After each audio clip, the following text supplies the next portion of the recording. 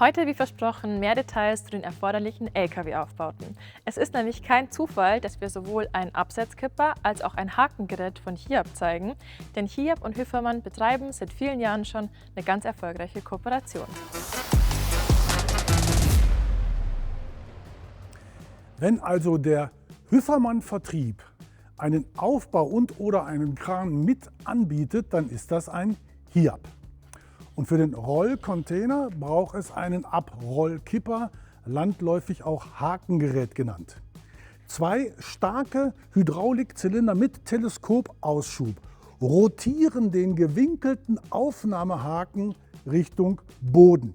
Und der Fuß des Hakens ist beim Dreiachser immer zwischen der zweiten und dritten Achse, damit die Hauptlast direkt in das Chassis eingeleitet wird und das Fahrgestell beim Kippen hinten nicht abgestützt werden muss.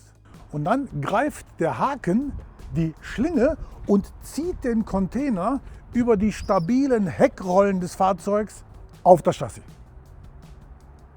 Für die Absetzmulde ist der passende Motorwagen natürlich der Absetzkipper. Und der verfügt am Heck über zwei hydraulisch angetriebene Schwenkarme. Die sind um ca. 120 Grad drehbar, damit der Behälter damit vom Boden aufgenommen und auf den Lkw abgesetzt werden kann.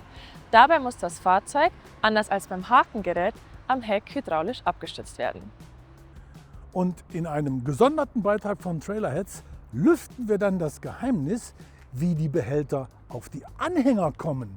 Und die gibt es, ihr ahnt es schon, auch in verschiedenen Spezifikationen. Es lohnt sich also wie immer, dran zu bleiben.